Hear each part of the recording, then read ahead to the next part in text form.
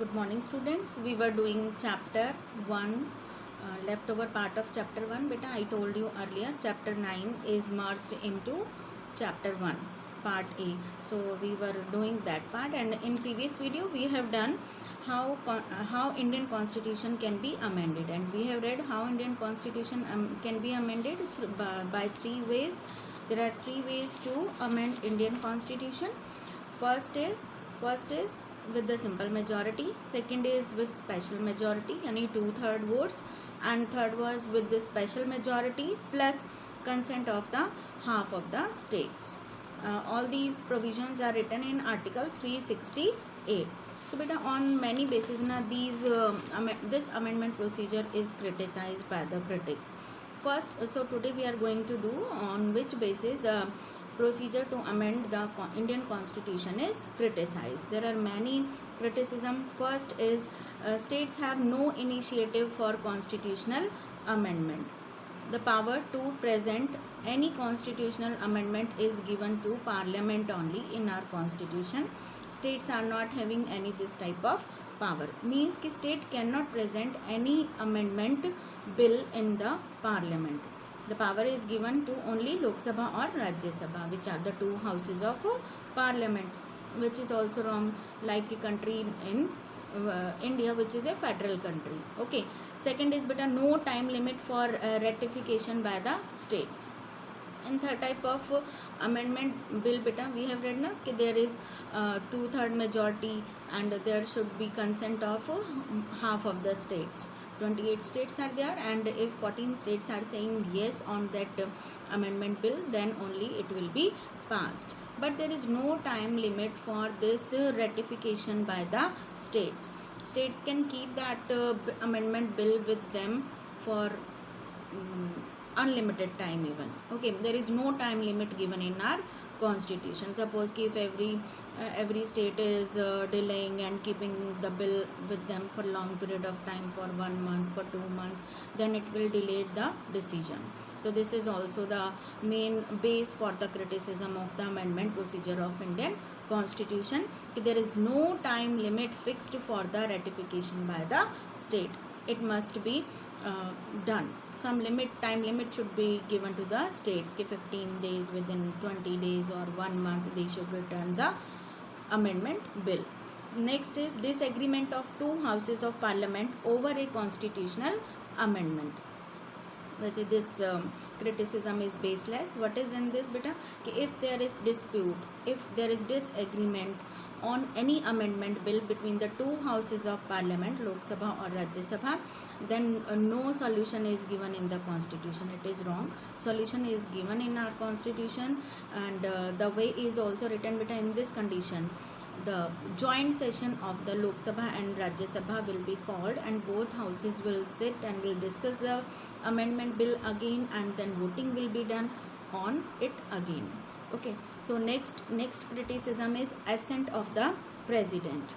Nothing about the veto power of the president is given in the procedure of amendment.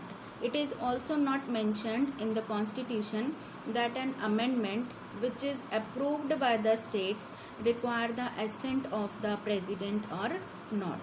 वैसे तो आपको पता है बेटा, कोई भी जो बिल होता है वो तब कब बनता है एक्ट, जब उस पर प्रेसिडेंट के साइन होते हैं. But in case of constitutional amendment bill, nothing is written about the assent of the president कि उनके सिग्नेचर कराने ज़रूरी हैं या नहीं है. Nothing is written about his veto power कि he can hold the amendment bill with him or not. Okay, next is some notable provisions. There are certain provisions on which there is no need to present the amendment bill in the parliament. The cabinet can do the amendments itself, and for example, the good example is article 253 is one of this type of provisions. According to article 253 beta, if our country is doing any agreement, any trade agreement, any treaty with foreign country, so to implement that treaty, to implement that agreement, our cabinet can do the changes in the constitution, can amend the constitution of India. So which is also not a good thing. Okay, for a country like India. So all these are the criticism of the amendment procedure of Indian Constitution. So till now, how many amendment bills have been presented in India, beta? In Indian Constitution, 126. 126 amendment bills have been presented in Parliament till now. Okay, and many amendments has passed in our Constitution. Okay, and do you know 101 Amendment Act is related with GST, Goods and Services Tax. Okay, it become an act, and it is done in Amendment Act 101. And ऐसे ही जो आपका 103 Amendment Act is related with the 10% reservation of economically backward class students in general category.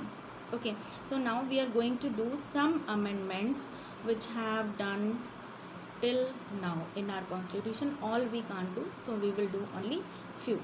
First of all, first of all, which we are discussing, the amendment has increased the age of retirement of High Court judges from 60 to 60 years. 62 years. It was done according to Amendment Act number 15th.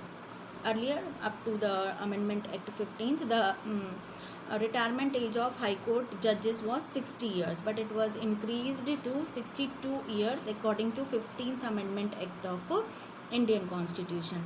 Then salaries of the judges of High Court and Supreme Court are also increased time to time according to amendments. First time it was increased by 55th Amendment Act. Okay, उसके बाद बेटा, to ensure fair representation of backward class section, reservation is given to them, है ना. Backward class, other backward classes are having reservation, 27% reservation in government jobs and in educational institutions. So after every 10 years, one amendment is done to increase the time period of this reservation. Okay, so this is also an amendment. Then according to 74th Amendment Act and its part 1, it's clearly written, it is clearly saying that President shall act in accordance with the advice of Council of Minister. 74th part 1. This article is clearly saying that the president has to do any work. If he want to do any work, first of all he or she has to discuss with Council of Minister. On his own he cannot take any decision. Then next is बेटा Anti-Defection Act.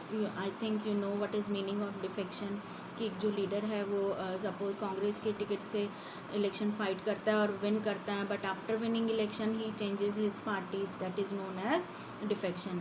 So this type of defection has impacted the Indian politics a lot. That's why Anti-Defection Act was passed in 1985 and it was beta 52nd Amendment Act. Later some more things were added into this amendment and it was now 91st Amendment Act, in which some punishments were also written for the leaders which are changing their party frequently. Okay, then according to 61st Amendment Act, voting age was decreased from 21 to 18 years.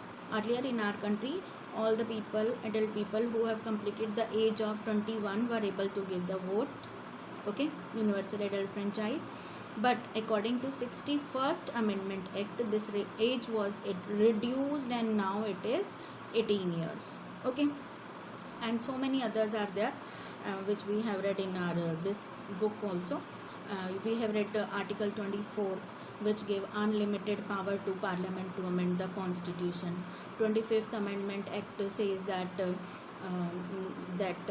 Parliament can make the changes in the fundamental rights even, which are written in Article 12 to 35 and Part 3 of our Constitution.